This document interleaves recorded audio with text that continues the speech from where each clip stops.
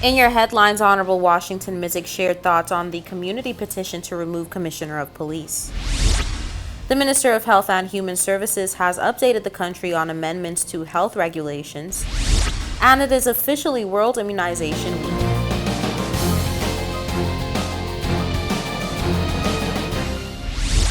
From the PTV Broadcasting Headquarters in Providenciales, your #1 source for news, I'm Erica Penales, delivering the latest from across the country this Wednesday, April 27th, 2022, right to your door. Newswatch starts now. The Minister of Health and Human Services has updated the country on amendments to health regulations. Take a look at what's new.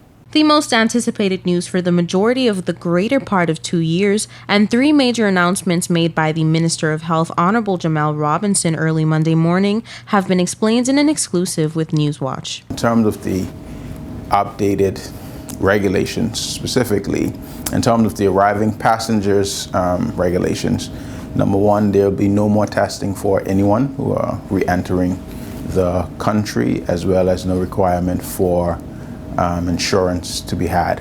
Now, what is remaining for that is for our visitors, they will still have to show proof of vaccination.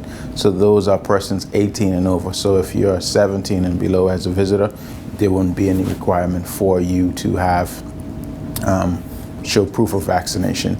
And the other updated regulation is there will be no more mask mandate. Now, again, it doesn't mean you shouldn't wear masks, because COVID isn't completely over, even though it's kind of waning. So if you're still in close spaces with persons and you want to choose to wear a mask in that type of setting, then I would recommend you do so.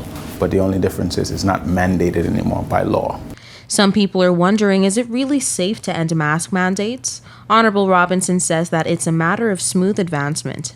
Well, it's essentially a natural progression, as persons would have seen over time, and as we've stabilized our cases and kind of come on the outside or the other side of the most recent Omicron spike that we experienced, where we got up to almost 1,000 cases, but we didn't see any severity in terms of the hospitalizations or even death related to Omicron. We're gradually getting to the point where we're gonna be in our new normal, right? So this is just the next natural step in terms of adjusting our entry requirements, as well as adjusting what is on the ground. Now, persons would be aware that, again, COVID is still with us, so this is living with COVID, and that's what we're trying to do. And this is kind of more of a closer pivot towards treating COVID more from a clinical standpoint. So if you have the symptoms and the severity, you present yourself to the hospital and or your clinic, and you get the appropriate treatment. So we know this is something that we can live with, so this is the adjustment we are making. As the ministry is looking for new ways to adjust to life with COVID, or the new normal, the minister says that it begins with personal responsibility. You as an individual have to know that what your likelihood or what your susceptibility to COVID-19 is as an individual. So if you know you have underlying conditions, comorbidities, where if you do get COVID, you're likely to get severely sick. And that's in the instances if you haven't had your vaccination or had your booster shot to date. I would suggest those persons get their third booster shot, given that we know that the booster rate is relatively low at only about 20% of those who would have had the initial vaccination, which we are over 85% of the overall adult population. So protect yourself, right? Even though we are relaxing, and this is something that we are learning to live with more and more each day, it isn't completely over. We believe it's towards the tail end, and it's something that we can manage. So we don't really watch, we don't scoreboard watch, so to speak, and I've said that previously, but take the personal responsibility, and you use your own personal judgment to know how to protect yourself. Because if you haven't heard, there is a 4th booster shot that has been approved, more specifically for older residents, and the minister says that he's next in line for his. We know that the uptick isn't necessarily going to be high there. We're still encouraging persons to even just take the 3rd dose. So again, that's why I said it's personal responsibility, because we do know that the COVID-19 vaccines their efficacy wanes over time. So how protected you were a year ago when you took the initial vaccination and your protection at this point today, a year later, or even 6 months later, or 3 months later from you being fully inoculated is a lot different. So that's where the boosters were made available and is available free of charge to persons to add that added layer of protection. So I would suggest that persons take up the offer to get the third vaccine as well as the fourth if you've already had your third. I'm planning to do so in very short order myself to get my fourth dose, so I would suggest others do it them too. Many persons wonder now if the mandates will be re-implemented if things go south and COVID makes a comeback to the dashboard numbers. However, our Minister of Health says that this is not the case. Well, I expect cases to fluctuate because right now the dominant strand of COVID-19 is the BA2, which is like a subvariant of Omicron, and it's I think 30% more infectious than Omicron was, but it has similar levels of severity in terms of the ability to cause death and or hospitalization. So we could potentially see another spike and another increase in cases, but I don't think that would be something that would warrant us revisiting in short order the mandate for mask removal or any of the entry requirements. Stay tuned for more of this story in a subsequent newscast. Premier Honorable Washington Mizik, in his first address regarding crime, also shared his thoughts on the community petition to remove Trevor Botting as commissioner of the force. Hear his thoughts in this next story. Premier Honorable Washington Mizik says while he doesn't want to say too much regarding the call for the resignation of the Commissioner of Police, he did say as much. I am not going to comment on the vitriol in the public about whether the Commissioner of Police should go or stay. The Commissioner of Police has a contract, right? When that contract expires, right, it's up to the governor in consultation with the government of the day. It is in his reserve power, but the government, NEC, and important stakeholders also have a voice. Honorable Mizik says people are entitled to their own opinion. However, when it comes to removing Botting from his post as chief of police, this is his. I know some people disagree and it was interpreted the wrong way, but I don't think just changing the Commissioner of Police can also automatically mean that crime stops.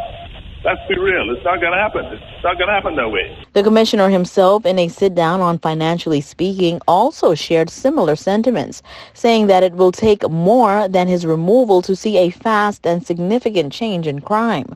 The premier says the truth of the matter is it's a collective effort. Teamwork makes the dream work. Take everybody working together. I said earlier, it takes small groups of people, thoughtful people who are dedicated to make the change. The community petition was launched back in 2021 and was recently republicized following a brazen increase in serious crime across the TCI between the end of 2021 into 2022. Don't go anywhere. More News Watch when we return.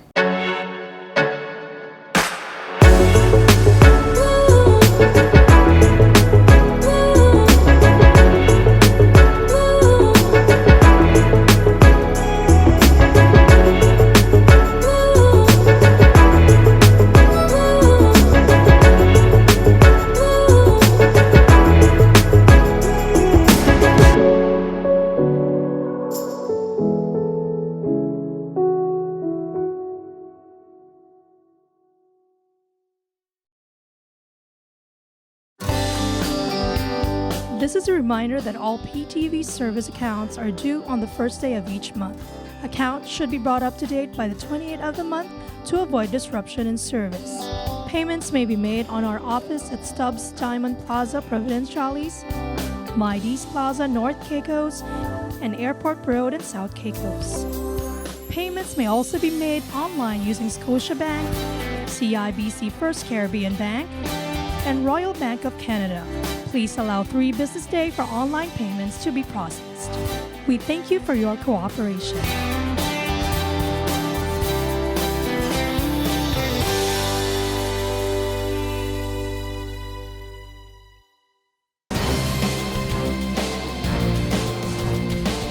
Welcome back to Newswatch. In this story's previous newscast, we learned that the TCI has overwhelming concern and interest in climate change in observance of the TCI Climate Change Summit. Take a look. The minister said that the Turks and Caicos continues to take steps towards tackling climate change through strengthening our workforce and policies to better protect our natural resources. Honorable Connolly further revealed that the setting up of the charter will help turn hopes into plans and reality. We need to become more proactive, initiate our own discussions, both locally and regionally, to determine the best course of action.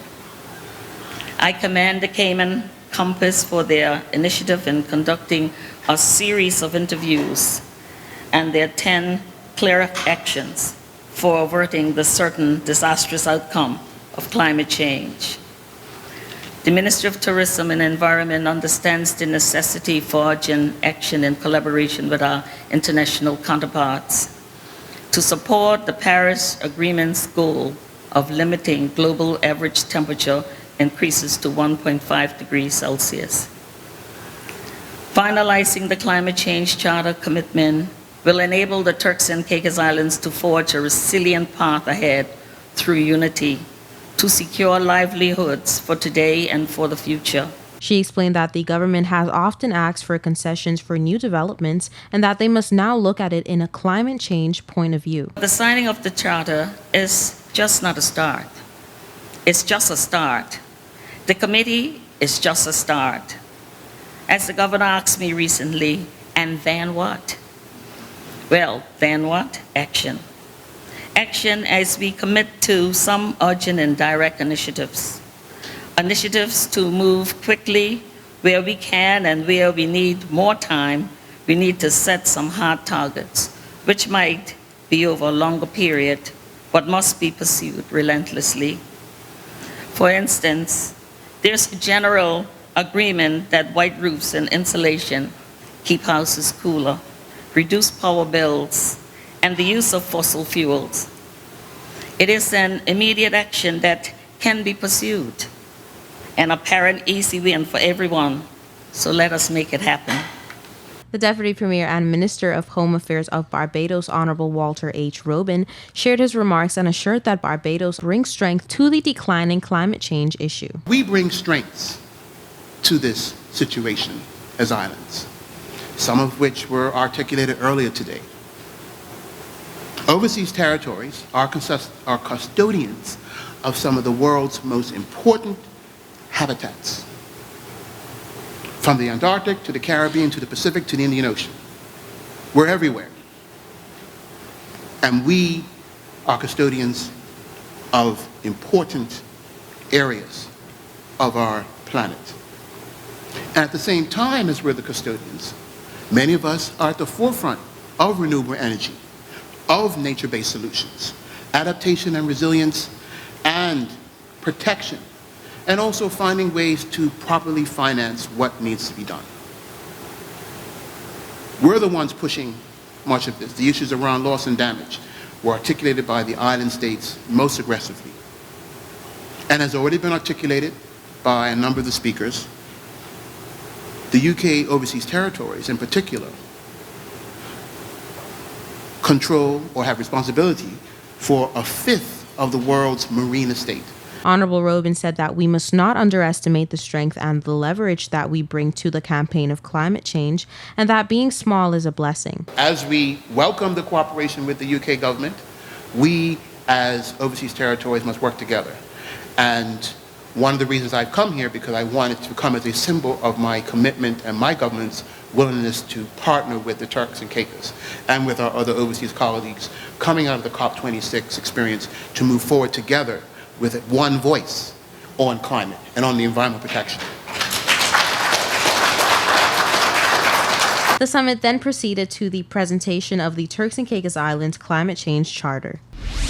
It is World Immunization Week, celebrated in the last week of April with aims to highlight the collective action needed and to promote the use of vaccines to protect people of all ages against disease. Here's more. As Vaccination Week marks its 20th year, people all over the globe are being urged to get all their shots. Since the COVID-19 pandemic took over our daily lives more than 2 years ago, attitudes towards vaccines across the world have dramatically shifted.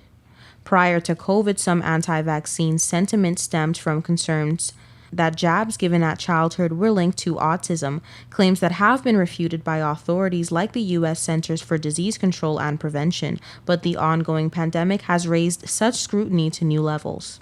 And while some medical professionals will take comfort in the fact that vaccine awareness has increased as an indirect result, the polarization of what is a public health issue is not sitting well with many.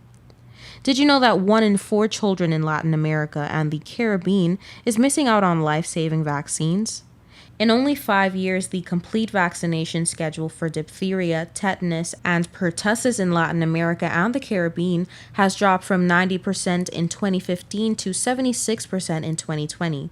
According to data from the Pan American Health Organization and UNICEF, this implies that 1 in 4 children in the region has not received the full schedule needed to protect them from the multiple potentially life-threatening diseases. While a negative trend in vaccination coverage could already be preserved prior to the pandemic, a disruption of essential health services and the fear of catching COVID-19 at a vacation spot has left countless children without some of the most basic vaccines.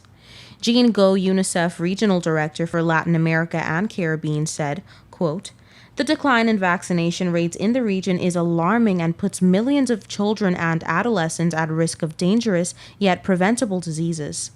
The solution to this issue lies within the strengthening of immunization programs and overall health systems," end quote. The more children are missed out, the easier it becomes for contagious pathogens to spread. Pockets of under- and unimmunization communities can then lead to outbreaks.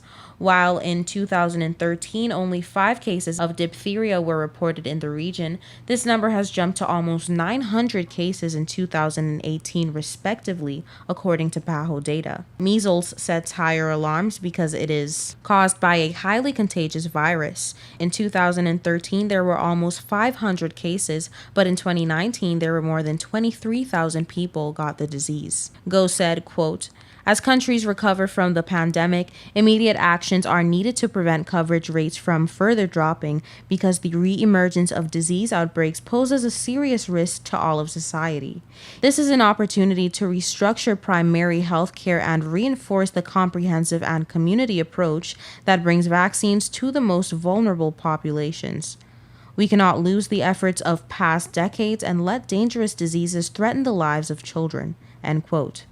UNICEF calls on governments in Latin America and the Caribbean region to urgently strengthen or reestablish routine immunization programs, develop campaigns to increase vaccine confidence, and implement plans to reach all children and adolescents and their families with vaccination services, especially to the most vulnerable who do not have access to health services due to their geographic location, migratory status, or ethnic identity.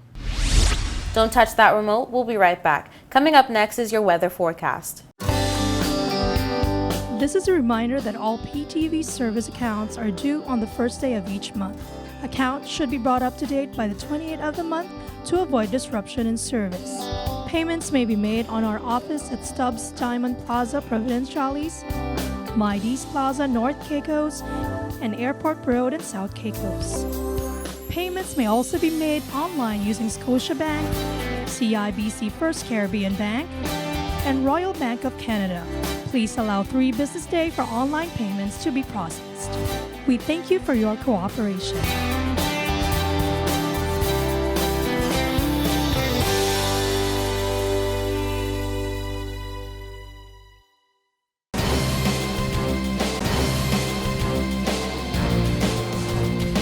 Welcome back to Newswatch. Here's the latest in your weather forecast. Here's your weather forecast for April 27th, 2022. For the nation's capital, Grand Turk, on Thursday, partly cloudy skies, high 80, low 74, winds east-northeast at 10 to 15 miles per hour. For South Caicos on Thursday, partly cloudy skies, high 79, low 74, winds east at 10 to 15 miles per hour. For North and Middle Caicos, intervals of clouds and sunshine, high 79, low 74, winds east-northeast at 10 to 15 miles per hour. For Parrot and Pine Key, sunshine and clouds mixed, high 79, low 74, winds east at 10 to 15 miles per hour.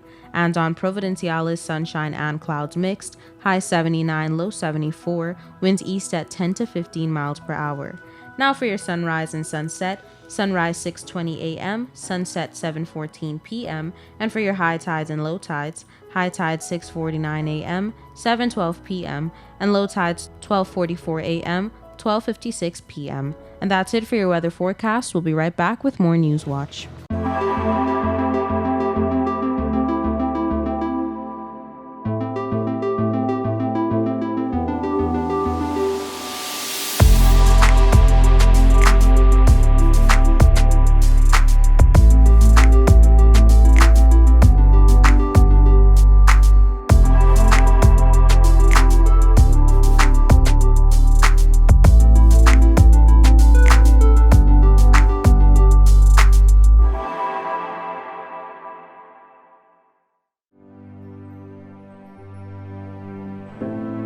Here at People's Television, we're more than just your leading news and entertainment services. We are Spreading the gospel.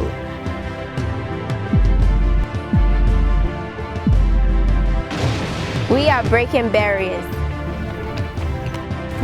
We are preserving the culture. Each one, teach one. We are committed to excellence. We're creating change. We are creating memories. We are the future. I am PTV. I am PTV. I am PTV. I am PTV. We are PTV. We are continuing the legacy. We are PTV.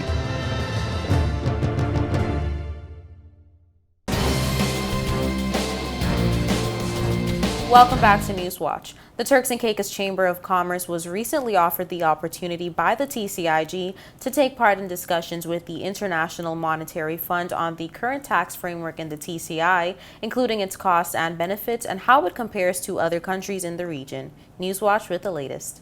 The IMF is an international financial institution which promotes international financial stability, economic growth, and monetary cooperation, among other goals. In an interview with Honorable E.J. Saunders, the Deputy Premier and Minister of Finance, he explains why the study is being conducted. The government, while we're doing well as a country in terms of earning revenue, large portions of the revenue, large percentage portions of the revenue are unpredictable. So as an example, stamp duty, which makes up a fairly big percentage of it, can be really high one year and another year can be very low. And so in order to be able to make the revenues of the country more predictable, meaning that we can have a pretty good idea of what it's going to be from year to year, we commissioned the study which the IMF is conducting. So we commissioned the study, again, with the IMF is conducting to be able to get an understanding on how we could come up with ways in which we could stabilize their revenues and have a better ideas in terms of how we could continue to grow, but do it in a manner that's predictable from year to year. From the release that was published titled as The Tax Framework in the Turks and Caicos Islands, many persons claim to be confused as there was a focus on the possibility of introducing a broad-based consumption tax as value-added tax in the TCI. Well, I don't think it's a matter of implementing taxes. We're looking at revenue measures, and so part of dealing with the cost of living is this exact same thing. Because you'd look at it and you'd say, wait a minute, how can we provide relief to our population? Where are they spending the money? Where are they being spending, like where's the cost coming in? Is the cost coming in at the port? So what can we do to reduce costs at the port? Where can we do to reduce costs in a different area? Where can we do, what we can do to reduce costs at the point of sales in the supermarket? And so these revenue measures is the exact same thing that allows you to have a better understanding of how you can reduce the cost to one segment and maybe have another segment coverage. Although speculations arose on social media of the forms of direct taxation the government is considering, such as payroll tax and or property tax, the Minister of Finance says that this is not the case. Well, we're not looking at any type of taxation right now. We're looking at the revenue measures. And again, it was a study that we conducted to say, how can we continue to grow as a country, but stabilize it, because it's concerning for us that there's a portion of the population that's paying and quote-unquote taxes higher than they probably we would like for them to pay, but there's also a portion of the population that's paying little to no taxes for things like services, professional services. Architects, lawyers, and those things are paying no taxes. And so it doesn't mean that we're going to roll out taxes in that area or do anything in any area. We just want to get an understanding at this point of how the country earns money and where we could provide relief to our citizens, but without having to collapse the revenue. Like, we want to get to the country bringing in $500 million, which I've talked about, not at the end of this term, but at the end of in about 9 years. The minister reminded that what's being conducted is a revenue measure, which is to see how relief can be provided to a portion of the population that most needs it. What happened in this case is that the IMF, that's normally associated with taxes, ran around speaking with stakeholders. And some of those stakeholders figured, oh my goodness, it's going to be taxed. But the consultants, again, the IMF, job is to say, we're looking at these things. Here are the different options. VAT is a particular option. A GST is an option. Would you be amicable to this? What do you think about this? So they can come back to us and say, here are the different things we've seen happening. This is what your tax regime looks like. Here are our recommendations. But here's the feedback from the public. But some of the members of the public saw them and saw the options and say, oh, the government is considering this. The government hasn't considered anything as yet. The government has just commissioned a study to understand how our revenues are coming, where the revenue streams are, how consistent they are, if they're predictable, where we think that we're overcharging, where we think that we're undercharging in terms of taxes, and where we could provide relief to the public, the general public, but still not have to write that revenue, or where we can make it up in other areas. Finally, the minister extended a few words to the general public. Well, I want the public to know that, and some of the things that I've said before, is that when we came into government, the country was on track to do a little bit more than 300 million. But definitely less than 350 million in terms of revenue. My goal is to get it by the end of our term to at least 400 million, and then we're given a second term to get to 500 million. And why would we want to do that? Right now we have certain ratios, and we have to understand that we have certain ratios that we have to meet. And so what we could spend on the civil servants and civil servant salaries and benefits, the cap is 40%. So if on a 300 million budget, that's 120 million that you can spend on it. On civil servants and their benefits. At 500 million, that's revenue, that's 200 million you could spend on them. So we can get, just in that alone, if we can get to 500 million, we could pay the civil servants $200 million in terms of their benefits. So imagine, that's a huge increase for the civil servants. That means that they don't have to be thinking that they're not making any money. That means we can do more for our teachers, we can do more for our medical staff, we can do more for the police, we can give everybody the equipment that they need, but we'll have more money to spend to take care of the country. So we will have a very nice manicured country. And when I say manicured, where the roads are really nice and there's sidewalks and there's landscaping, but all those things has to be paid for by revenues that are predictable. And we can't get to 500 million one year and then start doing those things, and all of a sudden the next year it drops back down to 300 because we don't have any understanding of it. So the more the country does, the better the country does. It means that the better we can do for our people, including the civil service who gets paid by government. So these are the sorts of things we want to do. So we want to get to a point where the revenues are sufficient enough where the country, we can keep the best country in the world, if not in our region. And that brings us to the end of this edition of The Real News. I hate to leave you so soon, but of course, you can join us right back here every weekday at 6:30 p.m. and tap into our social media platforms at www.ptv8tci.com. I'm Erica Penales, keeping you informed, updated, and affiliated. Until next time.